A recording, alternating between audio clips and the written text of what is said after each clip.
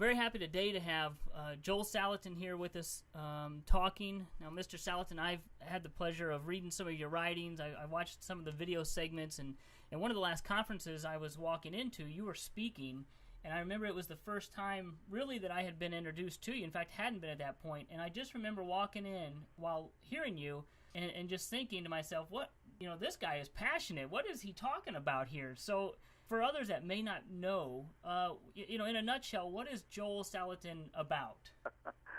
Well, I guess I'm about healing the land, healing the people, healing the culture. I think our land is our landscape's in a mess. I think our food system's in a mess. I think our culture's in a mess. And whatever I can do to heal some of that will be great. Okay, and I know from some of the things that I've read, there you have people that might disagree. Well, in fact, that do disagree in some of the things that you've said or written. Where does some of this resistance come from? The resistance to what you're wanting to accomplish. Where are you finding some of that resistance coming from? Well, the main area of resistance is in I'll call it the agri-industrial USDA complex. I don't call it a conspiracy. It's basically a fraternity of orthodoxy. And the orthodoxy says that animals should not move. All animals should be medicated and vaccinated. All plants should be fed chemical fertilizers. Soil is not important. Earthworms are not important. Plants are made healthy by copious amounts of pesticide, herbicide, and things that end in CIDE, which of course is the Greek suffix for death.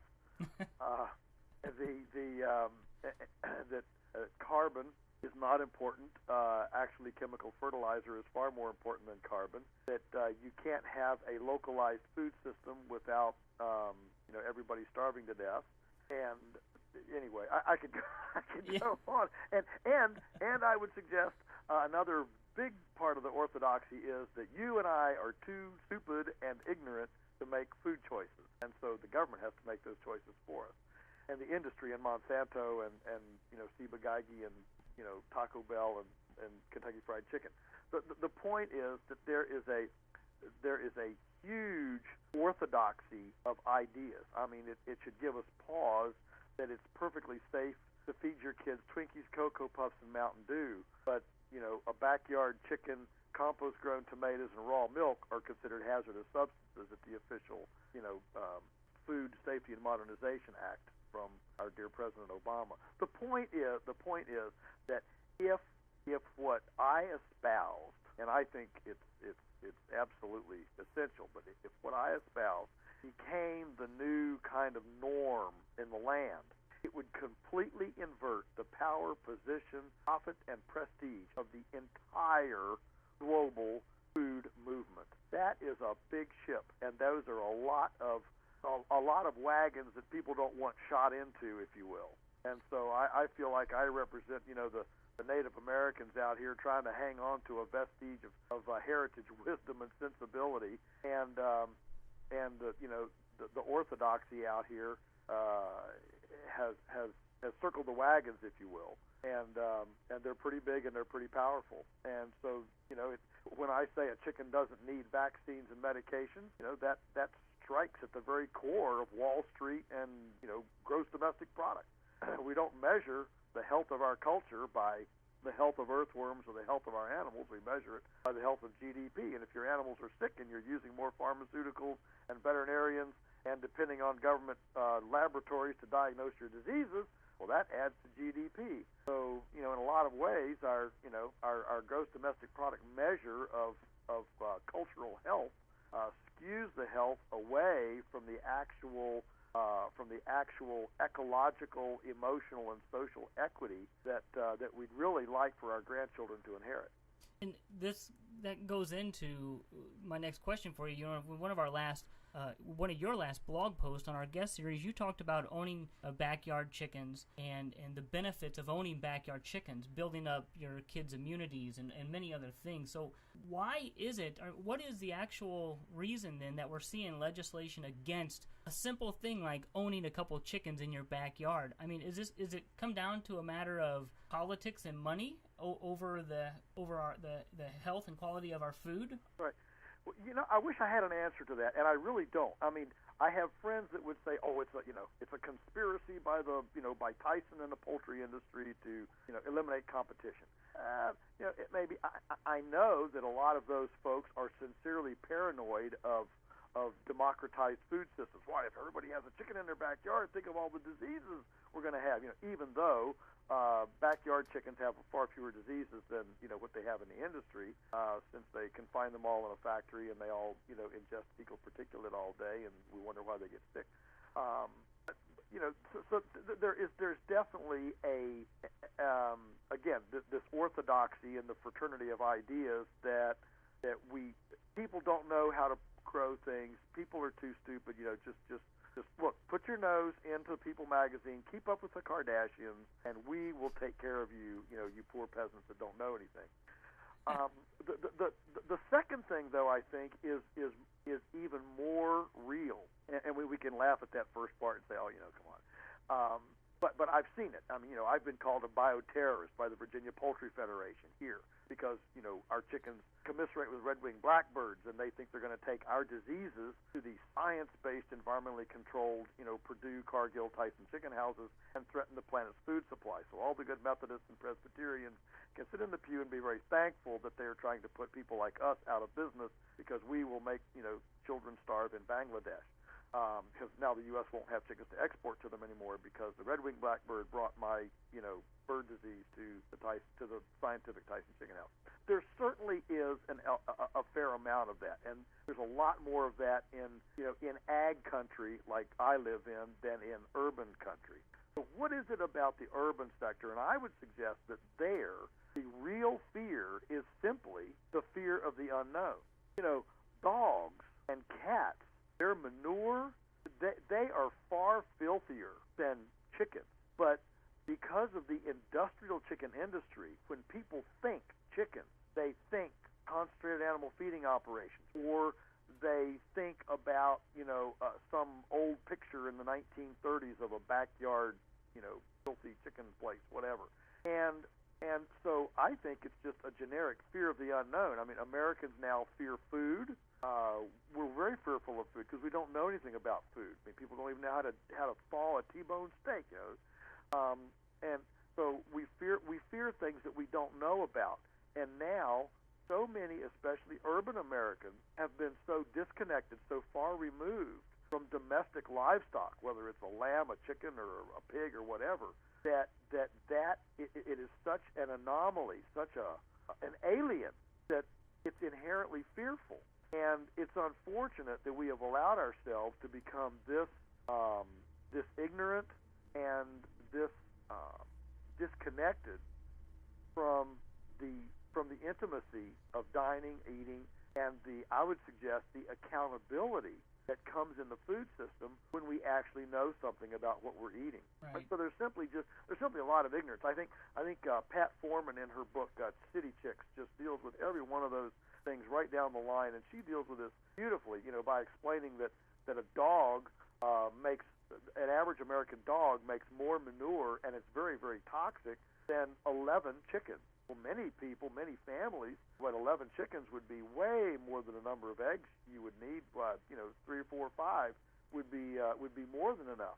That's way less than a dog, and that manure is very benign. You can side dress it on your flowers. You can put it in your garden.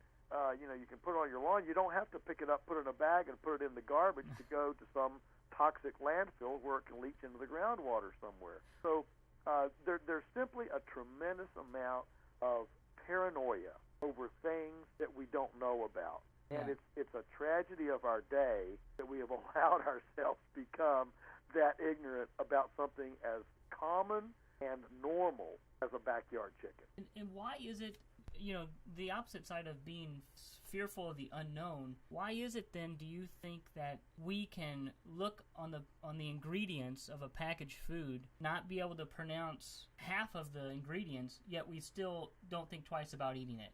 Well, I think a lot of that has come through the government regulatory process, in which now 80% of Americans assume that if the government says it's okay, it's okay.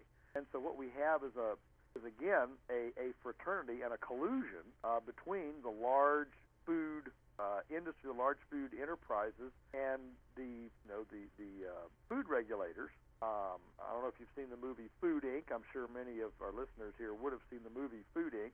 And to me, the most powerful part of the whole movie is at the very end where they show the business cards that are flipping back and forth between the person in the industry and then in the government, and in the industry and the government, and how they just flow. It's a revolving door where they flow back and forth. And of course, the most egregious one right now is Obama's appointment to be the new food czar, who is Michael Taylor, who was the 10-year veteran attorney at Monsanto who brought genetically modified organisms to the world. And he's going to tell us, what to eat. And he's now, of course, proposing legislation to criminalize any outdoor flock of chickens on a farm that's bigger than 3,000 birds, which would attack many farms like ours and criminalize our outdoor flocks.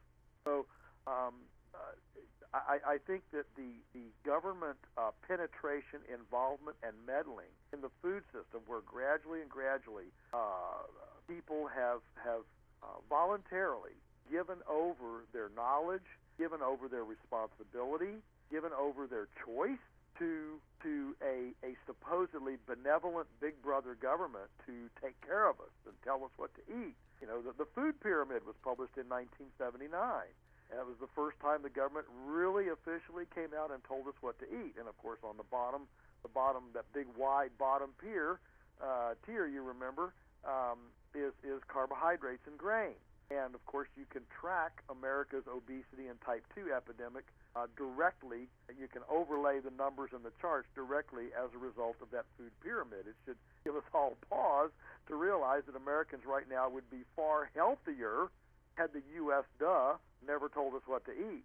In fact, the best health care program we could have had would have been to the government to get out of the food business. But anyway, it is interesting. I think that's where we are. We have it's the government's out there watching over me. And if it's in the supermarket, and if it's got and if it's legal to sell in the supermarket, then obviously it's fine. And so and we Americans, we love to be interested in new things, and so we were told for a generation that being in the kitchen was barbaric and Neanderthal. Breastfeeding was for cavemen, and we essentially embraced as a culture the TV dinner and the Velveeta cheese and the processed food and the convenience of food and takeout, where now literally most people are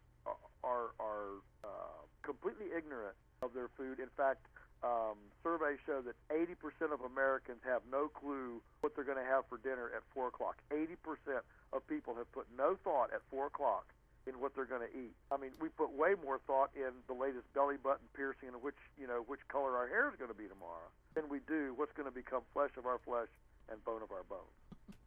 And it's interesting when you talk about the USDA, because I had posted a bulletin or a poster, I guess, of theirs. It was from the 1920s or 30s, I think it was. And the poster basically was saying that it was your duty as an American citizen to own chickens in your backyard. Right. And now we've come completely full circle. Like, what does, I mean, obviously, here at McMurray Hatchery, we're interested in backyard chickens just a little bit. What do you envision for small backyard flocks in the future, or what could it like? Well, what do you envision, or what could it look like? Especially when you just mentioned if we've got somebody in Washington that is very anti large chicken flocks, but I'm sure that would be just a matter of time before it would trickle down to small chicken flocks. It's the old camel nose under the tent, Yeah. Well, I think what could be, here's the fact. If all of the current food waste and kitchen scraps that we're landfilling were consumed again by chickens like they were 100 years ago, before we had landfills and cheap fuel and garbage trucks coming around picking up everything, we would not even have a poultry egg industry. It would not even exist. I mean, the numbers are quite dramatic. That it would only take something like a backyard chicken flock in 1 out of 5 houses, something like that, to produce every single egg that every American eats every day. And then you don't have the landfill. You have a truly integrated food system. You see, what we have right now is a highly segregated food system. It's segregated and compartmentalized so that these beautiful, intricate, integrated things like we used to have to have because you simply couldn't transport everything in ox carts. We had to have some sort of integrated system. Those have been broken apart, and the blessings of manure and food scrap salvage, turned into eggs, those kind of blessings have now been adulterated, broken apart into where those blessings are now, liabilities.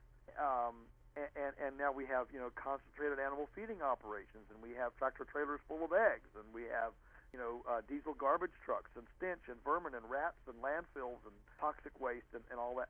And so we have broken apart what is supposed to be a very beautiful, integrated, symbiotic cycle. And so, what do I envision? I envision, throw out the cat, the dog, the gerbil, and the aquarium, and get a couple chickens. They're a lot more fun.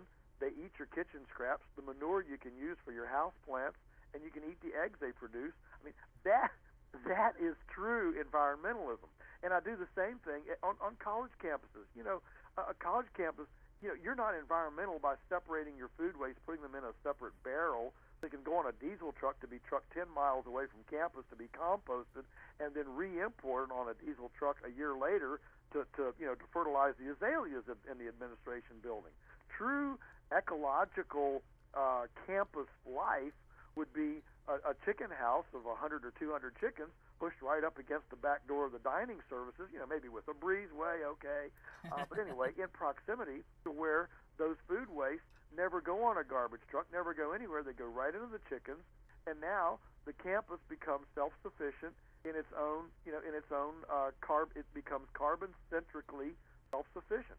That is true environmentalism. And yet, I do a lot of traveling, a lot of speaking, and every time I get into like a college prep boarding school, a hoity-toity kind of place, and I mention this, the admissions officers just choke because the very notion, of prospective, upper class, golf course playing parents coming and seeing chickens on campus. Why? What is this? Some sort of a hillbilly redneck? Why they can't get out of the place fast enough? So there's this tremendous tension between sending money to Nature Conservancy and Sierra Club versus actually implementing integrated ecology on a personal, visceral level. There's a huge tension there and a disconnect. And I would suggest that as we begin to personally take responsibility and participate in it, it's not only fun, it does have tremendous effects down the road that are all part of this healing message. Yeah, and it'd be one thing if you were just talking about this or philosophizing about what could be, but you guys are actually doing that at Polyface Farms, and I know people can see some of the things that you're doing at polyfacefarms.com, and I'm looking forward to coming out and visiting with you at the farm there so I can see it firsthand myself, and we'll have a little offer the listeners and the readers of your blog a little movie clip, some movie clips of our visit out there to you later next month. But I know I'm doing that within my own home. We've got chickens in the backyard. We get an egg a day from 5 laying hens, and we've become so much more conscious of what we're throwing away compared to what we used to. Now all the peeling an apple, peeling potatoes, all the scraps now are going to the chickens, and it's made a world of difference, not just from our waste that we're throwing out, which leads to more bugs and whatnot, where we're storing the garbage, but just in our attitude and how we look at our waste and the food in that cycle that you mentioned. Right. It's not waste anymore. It's the beginning cycle of the next regeneration cycle. It completely changes your attitude toward it. Yeah, you're right. That it does. Exactly. So I can appreciate that from firsthand experience of what you're talking about. Now, I know we're kind of running out of time here, but we sell several of your books, but one of them that I started reading is Folks, This Ain't Normal. And I know you've got a couple, you've got one or two other books, I believe, or some other projects in the work, but tell us a little bit about Folks, This Ain't Normal, and then maybe just give us a little heads up of some other books or projects that you're working on that we need to be watching for. Sure. Well, Folks, This Ain't Normal kind of came out of as I was speaking around and people were asking, what is our civilization doing, and I just kind of blurted out, well, what we're doing just it's not normal. And when you look at the record of history, this blip of history we live in, we are so myopic. I mean, you and I and everybody listening, we're all very myopic. We have short memories. We think that supermarkets have always been here. The Internet's always been here. Telephones have always been here. We've always been able to pick up an ink pen and write on paper. We've always been able to jump in a car and put gas in it and run and see Aunt Matilda. And the fact is that this and get lettuce in New Hampshire from California, shipped air freighted. We think this is normal, and the fact is, throughout the continuum of human history, it's very, very abnormal. And so in the book, what I wanted to do was to establish kind of the benchmarks of ecological, social, and economic normalcy and say, what would, I'm not talking about going back to hoop skirts and washboards and hearth cooking, okay, as romantic as that may sound to somebody. What I am suggesting is that there are some tried and true normalcy things, ecologically, economically, and socially. What are those? Within the context of our internets and our automobiles and our jet travel and all that, what would a more normal, civilization look like? And so, I mean, there's a lot of humor, but I think it's a fun part about the book is that because I'm a real farmer, I'm not an academic credentialed, focus group guy. I'm able to bring in the very visceral elements of the existence that kind of was normal, throughout civilization until suddenly we found cheap energy and mechanization and the internet. That's that one. And then just a month ago, my newest book came out. That's the 9th book, and the title of it is Fields of Farmers: Interning, Mentoring, Partnering, and Germinating. And it's all about the 60-year-old farmer in America who's going to produce our food when the average age of farmers is now 60 years old. In the next 15 years, 50% of America's farmland will change hands. We're seeing farms abandoned. This whole successional, multi-generational, the baton is not being handed off. And so this book is about how to create multi-generational farm partnerships, whether they're within family or extra familial, in order to get us over this hump and get this new generation of young people. There are thousands of young people ready to embrace a life of farming if they just felt like it was possible. But their family and their college professors, whatever, are saying farming. There ain't no money in farming. Only a fool would go into that. And so this is an empowering, inspirational book to show templates and patterns for being able to actually become a farmer of the future, and what are the principles involved in becoming that farmer of the future. And you talking about mentoring. I know that you have several family members involved in Polyface Farms now, and I just remember I think it's in the introduction of Folks, This Ain't Normal, you mentioned your dad, Mr. Bill Salatin, a Navy veteran from World War II. Just real quickly, what would you be where you are today without your dad? Or you talk about some of the efforts he did early on. No, absolutely not. I stand on the shoulders, on big shoulders, and no, we wouldn't be anywhere. He was such a visionary. I mean, he was an economist by training, and he understood that the chemical approach, the pharmaceutical approach to health, to agriculture, was like a drug addiction. It's never enough. You have to get more powerful stuff, more expensive stuff, and the payback gets less and less and less.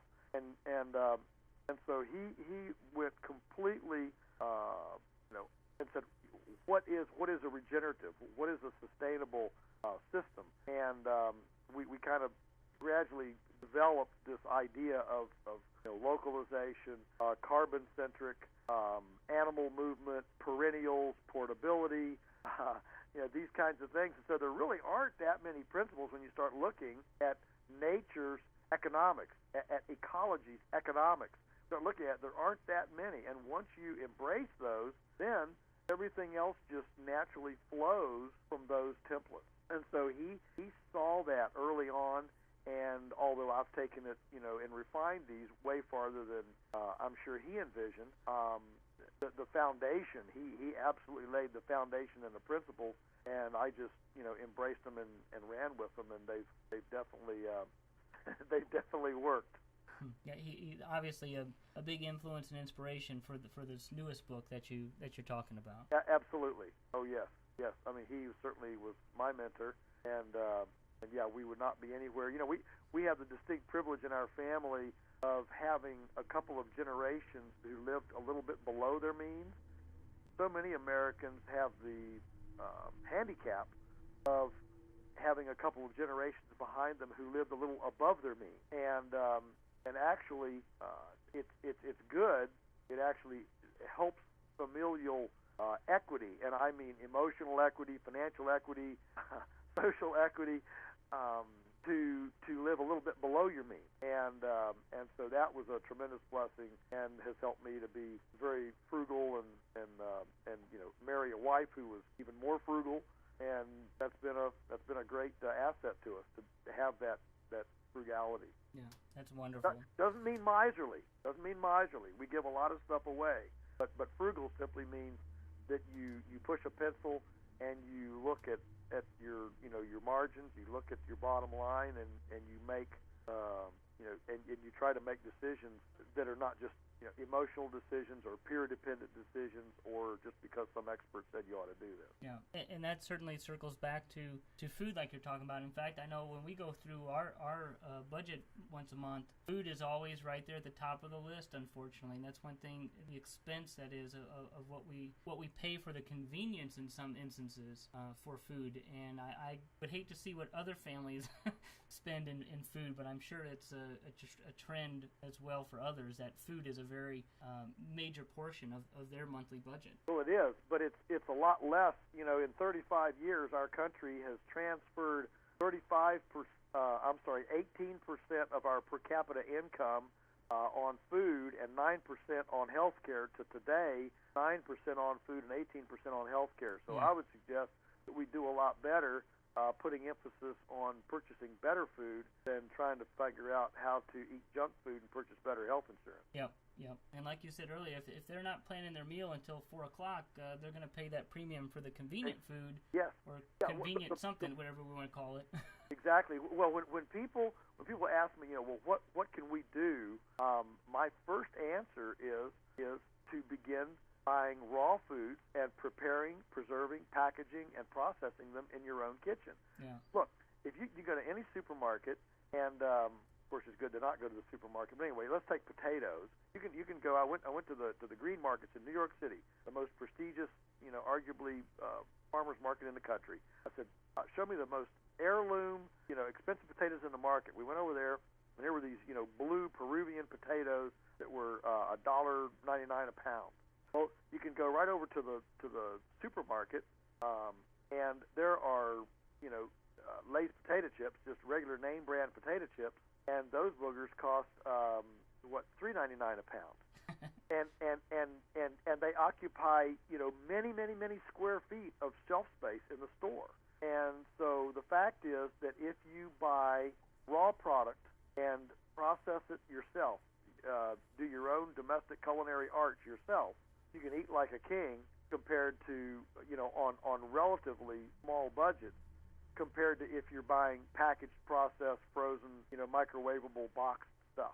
Yeah, it is. It's absolutely amazing. But I tell you, it's people like yourselves that are educating consumers, are educating us all, And I thank you for doing that, and I just wish you and Polyface Farms the very best as we go forward.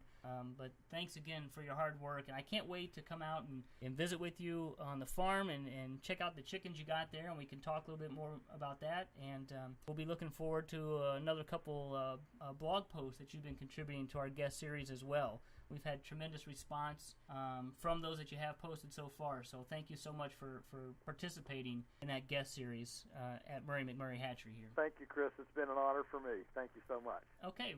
Well, that was Mr. Joel Salatin. Again, we'll be talking with him next month through a video as we tour Polyface Farms. And again, don't forget to check out Joel's blogs at www.mcmurrayhatchery.com. And again, you can check out Joel's books and his farm efforts and the team efforts there at www.polyfacefarms.com.